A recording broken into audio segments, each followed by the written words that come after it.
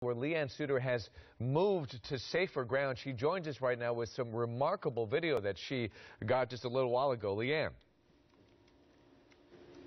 David, this is a live picture you're looking at right now. We are seeing homes going up here in West Cajon Valley. Just a heartbreaking scene here. We see residents that have stayed behind here to watch. You can see one home there. The roof is on fire. As we take a look over here, you can see some of the residents that have just been watching several of the homes here. Now, they did put down gel retardant on some of these houses, and that is helping. It's definitely slowing the progression of this fire. But as you can see, it continues to burn through this area here. We are at Hess Road, 138. Fire crews here know that they really have a tough fight trying to save all of the homes tucked up into this kind of little neighborhood, a lot of little ranches tucked up into the area here.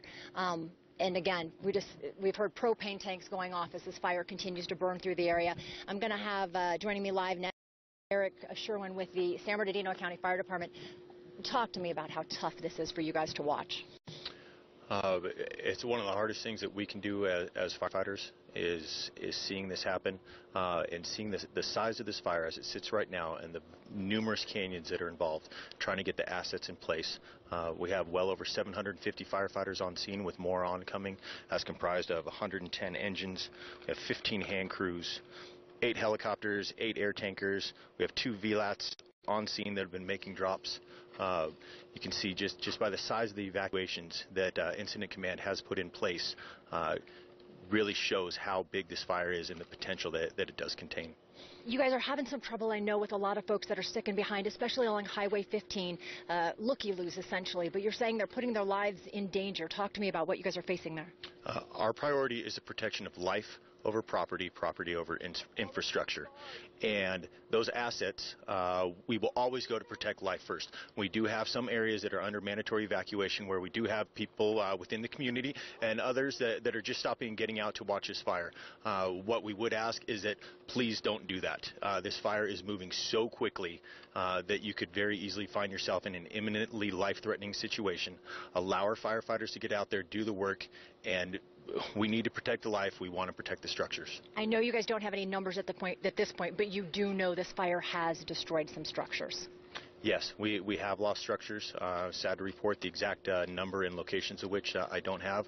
I can tell you as far as numbers on evacuations, 34,506 homes are under mandatory evacuation. That's affecting 82,649 residents. I appreciate it. Thank you very much, Eric. That fight's going to continue. Obviously, 0% containment on this fire at this point. You can see how the fire burning up the hill here has slowed, obviously, because there's just not as much there to burn. That home that we were watching, it looks like the roof got it, but it looks like they were able, the retardant that they put on it, were able to help a little bit. I'm going to see if I could even talk to you, one of the residents. You are watching this, and I see the tears. Can you just tell me? I can't imagine what this is like. I can't even explain it to you. Our house is right there in the middle. It's hard to see through the smoke, I know, so you just don't know at this point if it's burned or not. No. And I don't see them dropping water. I know a lot of people have been asking about that. Where are the water dropping helicopters here in this area? You guys have been through fires before, I know, in this area. Yes. This one does it feel a little, is it a little different, I guess? Yes. Tell me a little bit about this. Fast moving. Very fast moving. We barely got our stuff and got out right now. As you were watching some of your neighbors' homes, I know you saw some of the other ones. When we were down there, just before we came up, something exploded and all kinds of stuff just falling all over us, and that's what started that fire. I don't know if it was a propane tank or what, but it blew from somewhere and landed over there, and that's how this all got started. Oh God, I just pray. I pray. At this point, I know that's all you probably can do. Yes. You saw the firefighters putting on some fire retardant on some of the houses. Are you hoping that will help, that gel will help a little bit? Yes, I'm hoping. That's all I can do is hope right now. Thank you very much. My heart breaks. I feel for you guys. I can't even imagine what this is like to watch. We have so many residents out here that have homes here in this area. I'm going to see if I can pull my photographer, Mark Bennett, back just a little bit here. Have him come back this way. You can see a little bit more of the fire as it burns off in this direction, and then obviously the thick black smoke. Now, I know we have video of what we shot earlier, one of the massive fire tornadoes we saw here.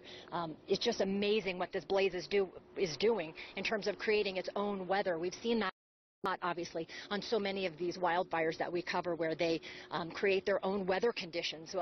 Wild winds, they create those fire tornadoes. Again, the area where we're standing right now, we're right at Hess Road, Highway 138. There are quite a few homes tucked up in this area, and that's what residents are so worried about. You can see some folks, look at them, I see them running down in there.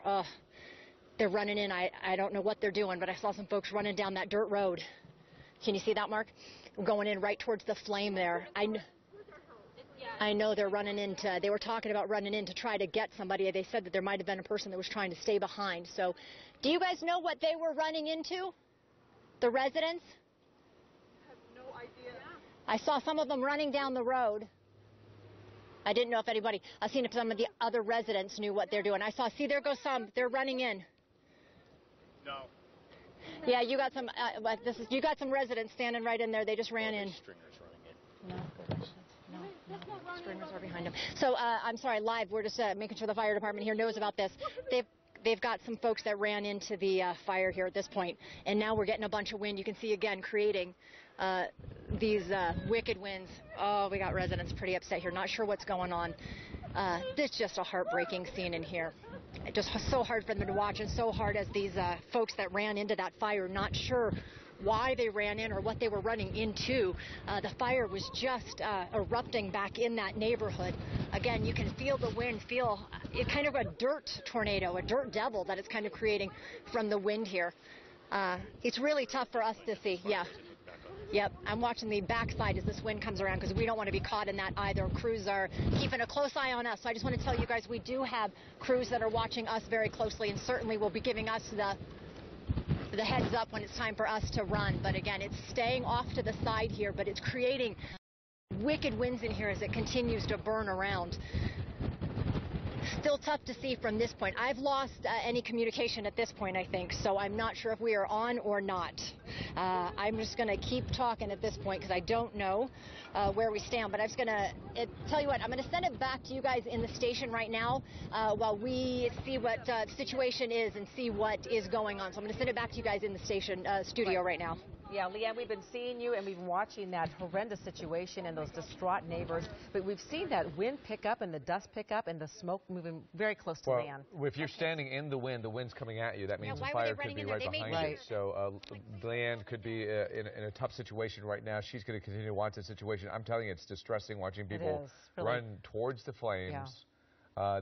That desperate act, and you wonder if it's worth it. What they're running towards. We're trying to get some help there, trying to get more information, but you see the desperation. That's how bad this fire is right now. It's moving so quickly.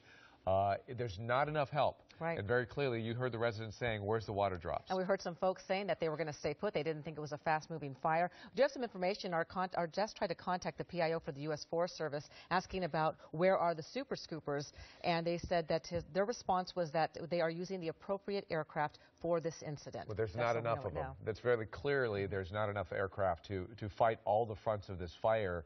And what Leanne just witnessed is proof of that. We're watching people watch their homes go up in flames, Tragic. Not seeing any air support over that particular area. The air support is out there, but they're using it in another part of this fire. It is so big that there's just not enough out there. We've certainly seen Leanne's situation get worse, and she's already moved just 10 minutes ago, and that fire just fast approached them again.